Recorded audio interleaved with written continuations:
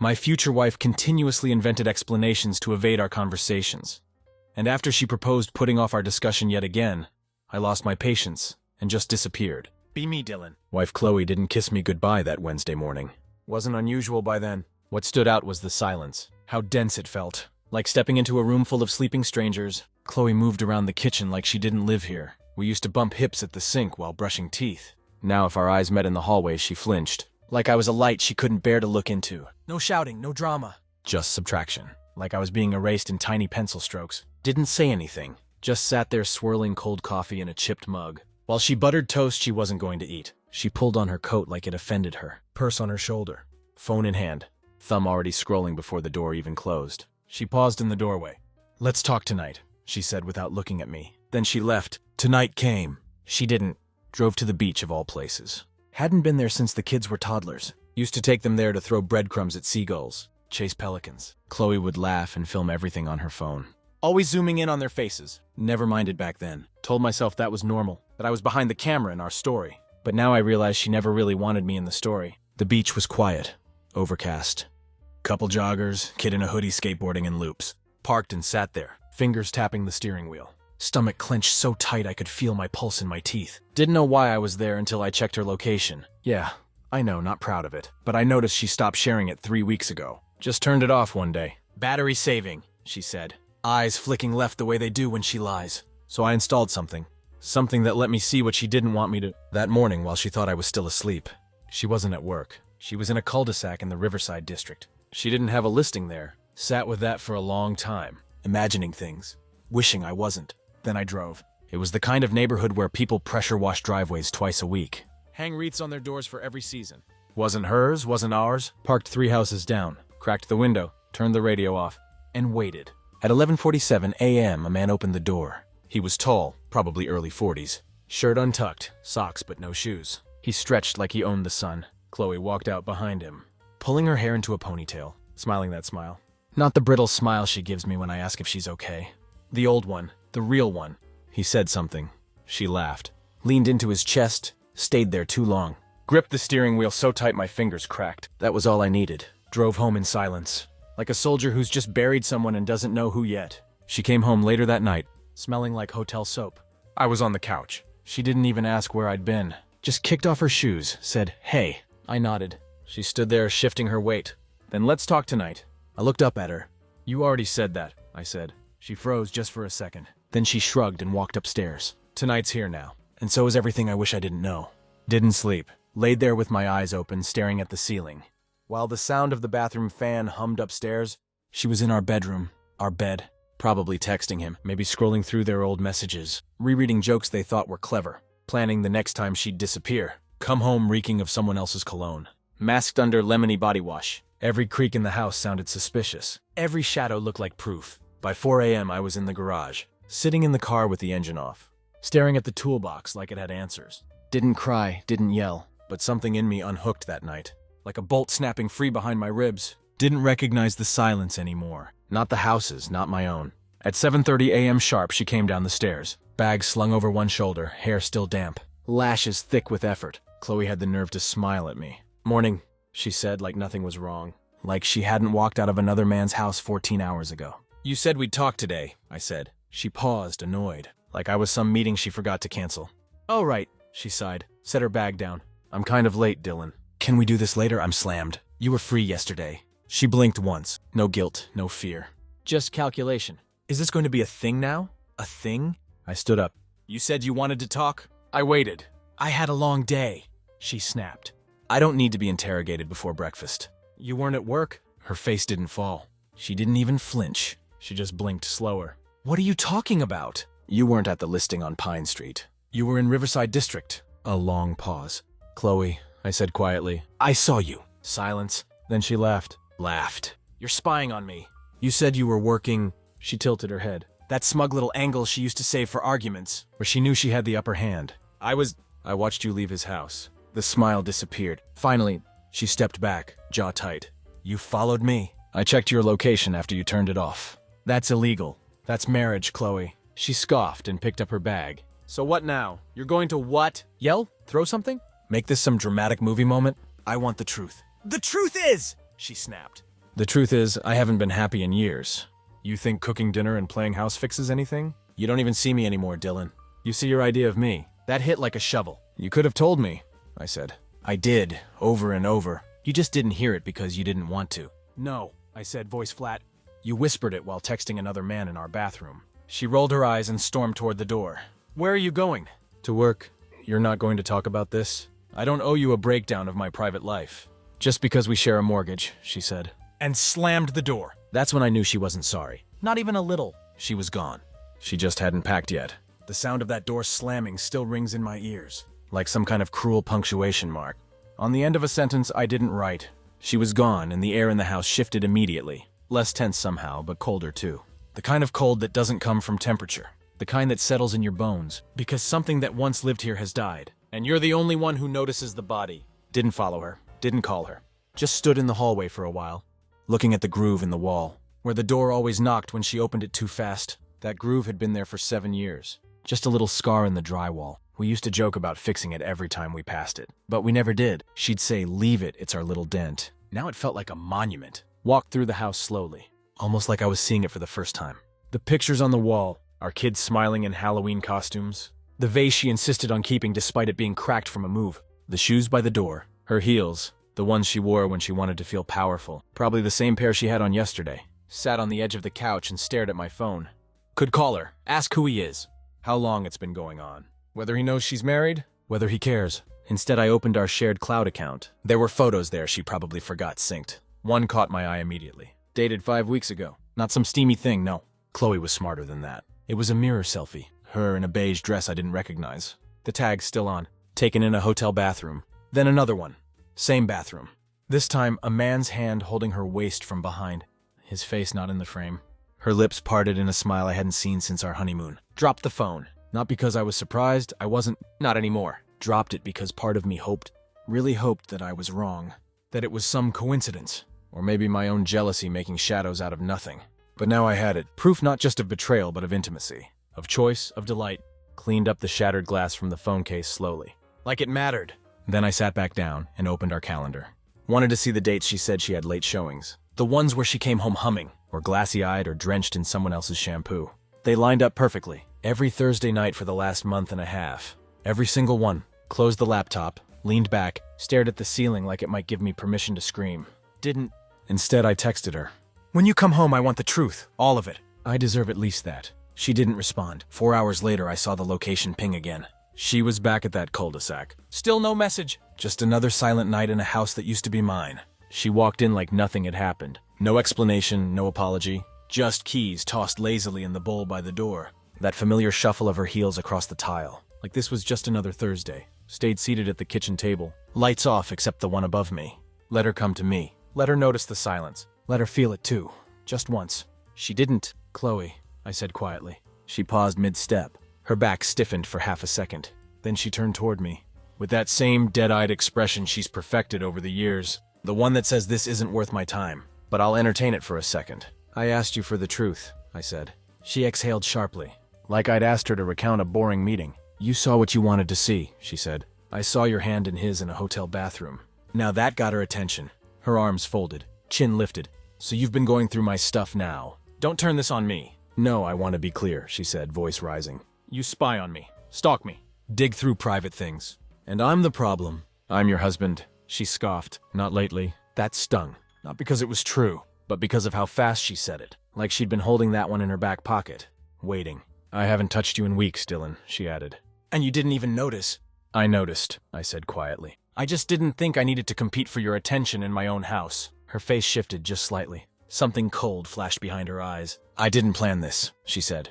It just happened. Who is he? You don't know him. That's not what I asked. She hesitated. It's someone I work with. It's not serious. Oh, so I should be relieved? You're just casually blowing up our family. Over something that's not serious? Her lips thinned into a line. You don't understand what it's like, she said. To feel wanted, desired, like someone sees you. I saw you, I snapped. I saw everything. I saw you walk out of his house smiling. I saw the way you looked at him. Like he mattered more than I ever did. That's not fair. Fair? I stood up. You think this is about fair? You walked out on this marriage. Before you ever left the house. There was a long pause. Then softly she said, "I think we both know this was dying for a long time." That sentence hit harder than any slap could have. And maybe part of me agreed. But I wasn't the one who opened the door and invited someone else into our ruins. I stayed, I said. I showed up.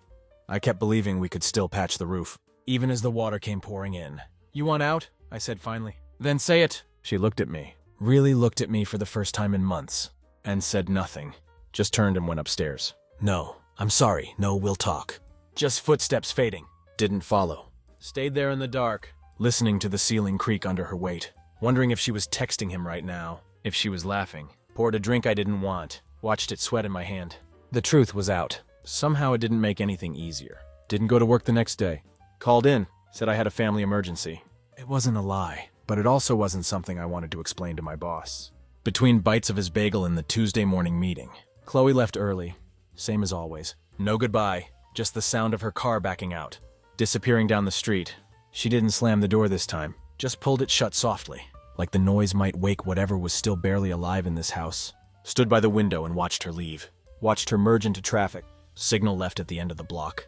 Same direction she always took. But she didn't go to her office. Waited 6 minutes, then got in my car. She turned off her location again. Didn't need it. By now I knew the route. It took 22 minutes. 22 quiet, trembling minutes. Down streets we used to drive together. Past the grocery store where we used to argue about what brand of cereal to buy. Past the park where she kissed me in the rain 7 years ago. Like we were the only people in the world. Now she was someone I had to trail like a stranger. She pulled into the same cul-de-sac, same house. This time she didn't even check her mirrors. Just parked and got out like she lived there. Walked up to the door with a kind of ease I hadn't seen in her in months. Like this was her real life, and ours had just been a long, inconvenient detour. Didn't park, didn't even slow down. Drove right past, but I saw everything. The porch light was still on. The guy, tall, athletic build, maybe late 30s. Opened the door before she even knocked. She laughed as she walked in. He touched her back. Then the door shut like I didn't exist. Like I hadn't given 11 years of my life. 2 kids. Every ounce of energy I had. Trying to hold together something she was so eager to walk out of. Kept driving. Parked in an empty strip mall lot. Sat in silence for God knows how long. Phone in my lap. Screen dark. Thought about calling my brother, my best friend. Hell, even my dad. But how do you say that out loud? She's cheating on me. No matter how you say it, it feels pathetic. Like you missed something everyone else saw coming. Like you weren't enough. Instead, I opened my notes app. Wrote down everything I remembered. Every lie she told. Every night she came home late. Every excuse. Wrote it like a list. Like a case file. Then I deleted it. Didn't need a record. I already lived it. When I finally went home, the house was dark. Still. Like it had been holding its breath waiting for me to come back. Sat on the floor of the hallway. Stared at the front door for hours. She didn't come home that night. No call, no text, no excuse. Just silence. And that somehow was louder than anything she'd ever said. That's why morning I wasn't numb. I was furious. There's a specific kind of anger that settles into your body.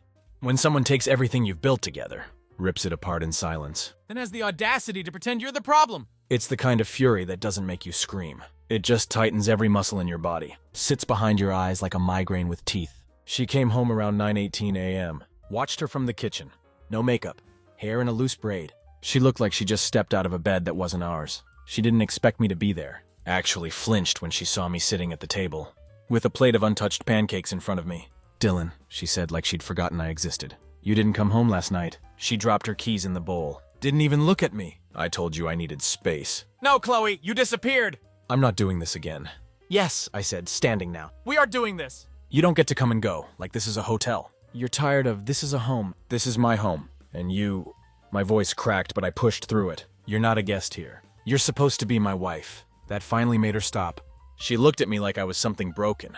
Not pitiful, just inconvenient. I didn't ask for this to get ugly, she muttered. No, I said. You just asked for it to be quiet. Easy secret. She sat down on the couch, kicked off her shoes like she was about to settle in, like we were going to sweep the affair under the rug and pretend it didn't stain every inch of the carpet. Wasn't playing that game. What's his name? She didn't answer. I already know where he lives. I already know you've been seeing him for weeks. I've got photos, dates. I know it all, Chloe. Still nothing. Is he married? No, she said finally. Divorced? Kids? 2 teenagers. Nodded. A detail. A crack in the wall. Maybe if I pulled hard enough, it would all come down. Does he know about me? Her eyes narrowed. He knows I'm married. But does he know you're still living with your husband? That we have kids? That every time you sneak out of here, you're crawling back into our life the next morning? Pretending to be a mother? She stood fast. You think you're perfect, she snapped. You think I just fell into this because I'm evil. You stopped trying years ago. You became a shell, a safe, boring shell. And I tried to fix things, but all you ever did was coast.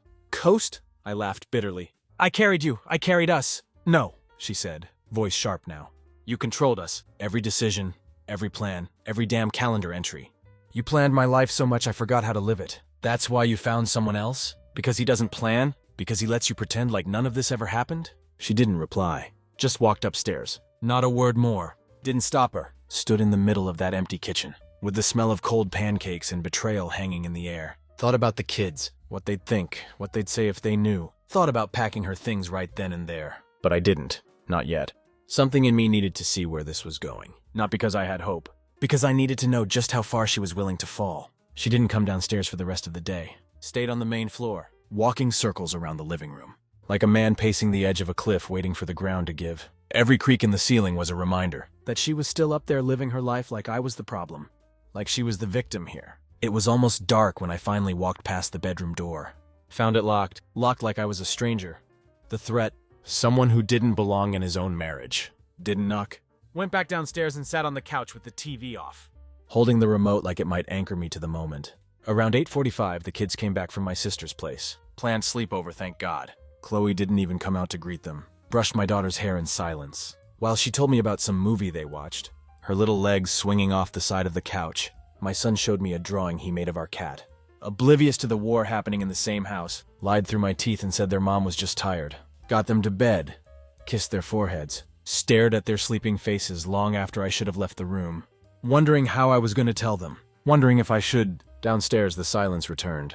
At 11:23 p.m., the front door opened. She walked in like she'd never been gone. She was dressed differently. Makeup reapplied. Phone in hand still lit up with a message she didn't hide. When she saw me, she just gave me that blank, careless look. Like I was a teacher calling on her for a question she didn't care to answer.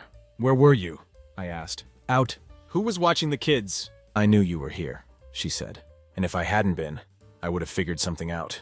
Shook my head, stunned. Do you even care anymore? She dropped her bag and walked straight past me, brushing her shoulder against mine like I was a coat rack in her way. I'm tired, Dylan. Followed her into the kitchen. No, you're not tired. You're finished. Just say it. She poured herself a glass of water, took a long, casual sip. I don't want to do this anymore, she said finally. Not the fighting, not the pretending. Not this whole broken down act where we both hate being here. She said it like she was quitting a book she got bored of halfway through. So you've been cheating on me to what? Transition smoothly into the next relationship? She didn't even blink. Do you love him? I asked. No, she said. Not really. But you'll leave me for him? She shrugged.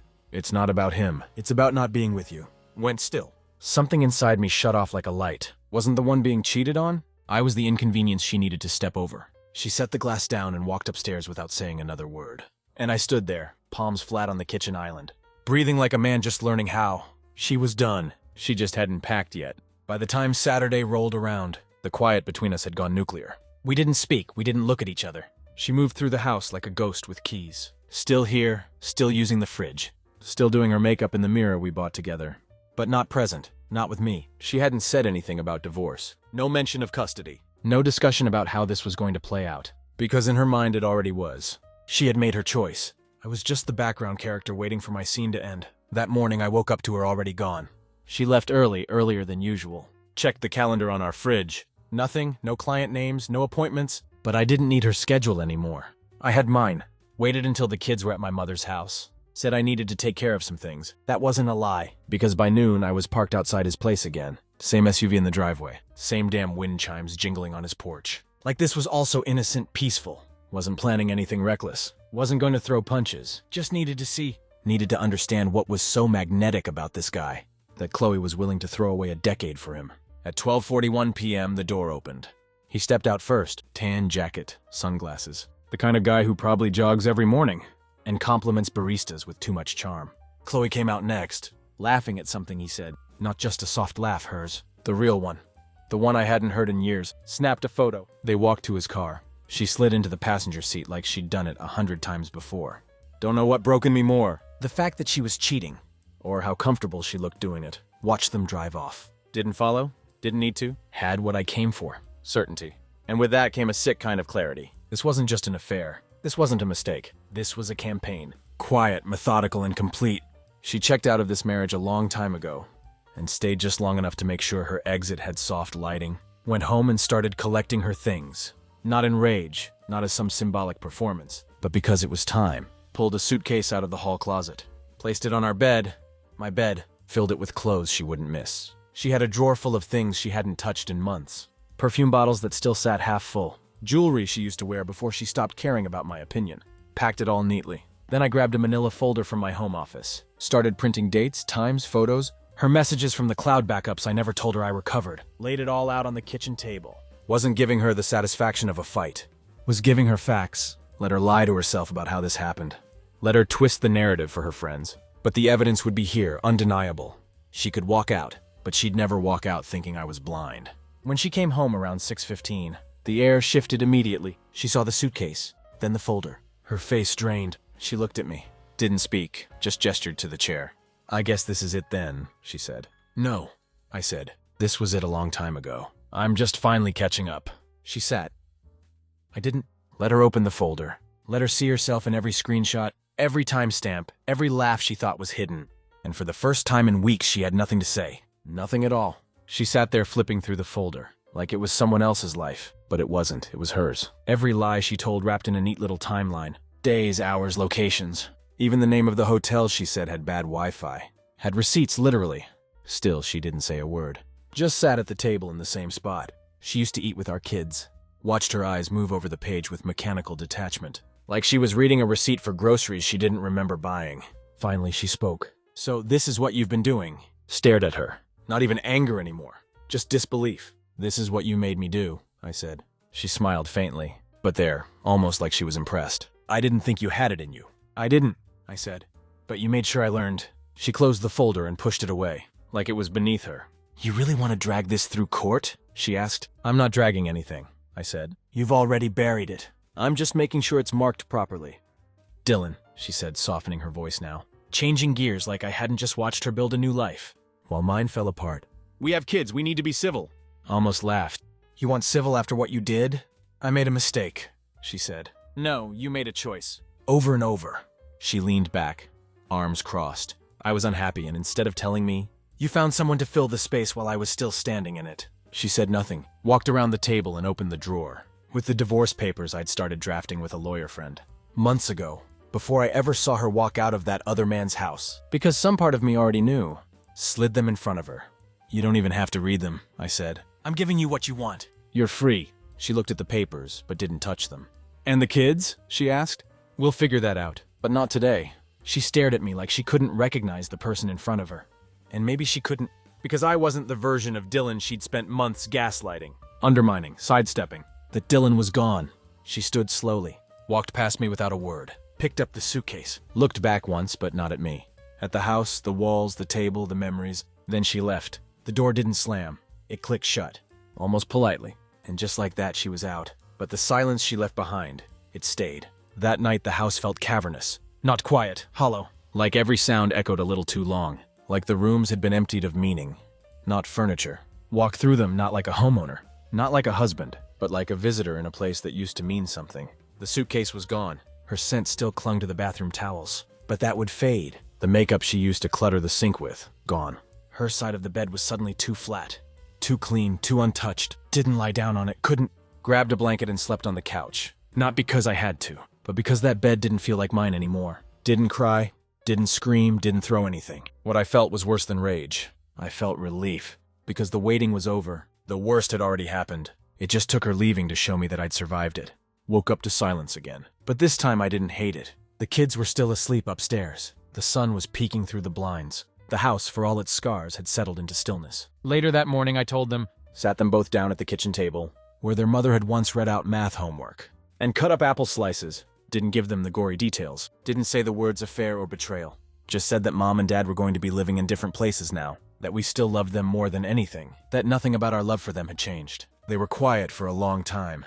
Then my daughter asked, "Did Mommy leave because of us?" That broke me. Held her close, tighter than I ever had, and whispered, "No, not even a little. This wasn't about you. This was about grown-up things." But it was a lie, because it was about them. Every moment Chloe snuck out? Every night she stayed gone. She was choosing something else over this family.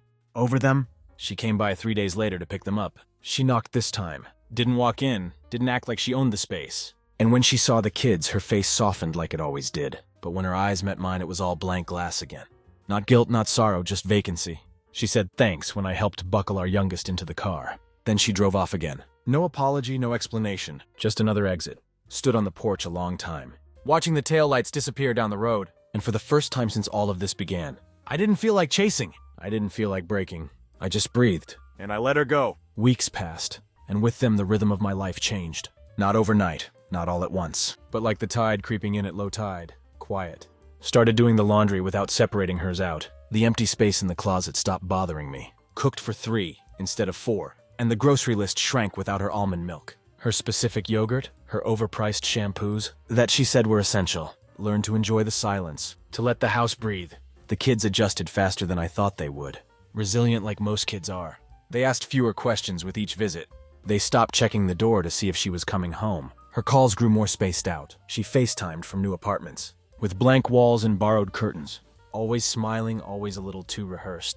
Watched them from the corner of the room, never interrupting but never letting my guard down either. Didn't ask about him. She didn't offer. We communicated through emails now. Cold, structured, legal. Everything from pickups to dentist appointments. She signed her messages Chloe, like we were strangers negotiating a timeshare. Instead of raising children together, and maybe we were, the manila folder was still in my drawer. Hadn't looked at it since the day she left, but I kept it. Not for revenge, not for proof, for clarity. Because on the days when doubt crept in, when loneliness sank its teeth into the quiet, and whispered, maybe you overreacted, maybe you pushed too hard. Maybe this was your fault. I needed to remember. She made those choices. She walked out, she stayed gone. One night, I found her perfume bottle behind the bathroom mirror, tucked in the back, probably forgotten. It was the same one she wore on our 4th anniversary. The one I bought her when she said she wanted to feel expensive. Opened it, breathed it in once, then tossed it in the trash without a word. That was the night I took off my ring. No big moment, no tears. Just slipped it off while brushing my teeth, and placed it in the drawer beside hers, where it had lived when we used to shower together and laugh about who left the towels on the floor. Didn't feel like an end, felt like space finally cleared. Later I went outside and sat on the porch with a beer in hand. The air was cold, sharp, the kind of cold that wakes you up. Stared at the stars for a long time, and realized I wasn't waiting for her anymore. Not to apologize, not to explain, not even to understand. Didn't need closure from the person who cracked the door open, and walked away. Because the truth is she wasn't coming back, and for the first time I didn't want her to. The house feels lighter now. Not empty, mine. There's a difference. The silence no longer chokes. It wraps around me like a worn-in jacket. Something that fits because it's been lived in. The kind of quiet you earn. The kind that tells you you've been through the fire, and you didn't come out clean, but you came out. Chloe signed the divorce papers without comment. Slid them across the table at the lawyer's office, like they were a bill she didn't feel like paying. She didn't ask for much. Maybe guilt, maybe convenience. Maybe she just wanted to close the chapter. As fast as she tore through it. Didn't ask her if she was still seeing him. Didn't care. Her story has continued elsewhere. White walls, new sheets, unfamiliar shadows. Let her build her new life without the foundation she abandoned. Let her create a version of herself. That doesn't have to look me in the eye anymore. As for me, I started building too. Repainted the bedroom. Got rid of the duvet she picked. Replaced her nightstand with a bookshelf. The closet's half full now, but it's honest. The bathroom smells like cedar and mint, instead of vanilla and manipulation. The kitchen feels like a place where real conversations can happen again. And the kids, they're okay. Better even. They laugh again. They sleep through the night. My daughter stopped asking when mommy's coming home. My son holds my hand longer than he used to. They're healing, so am I. It's not about forgetting. It's about reclaiming. One night, a few weeks after the final papers came in, I found an old birthday card she wrote me years ago, tucked in the back of a drawer I rarely opened. In it, she'd written, "You're the only place I ever feel safe." Funny how people can outgrow even their own truths. Read it once, then lit a match. Watched the edges curl, the ink bleed, the words vanish into flame. Not out of anger, not out of spite, just closure. The kind she never gave me. Stood outside that night, barefoot on the grass, the ashes drifting up like dust from a memory. And I thought about those 5 words she once said like a lifeline. Let's talk tonight. But tonight came and so did the truth. And I did what she never had the courage to do. I showed up for it. Fully, completely, finally.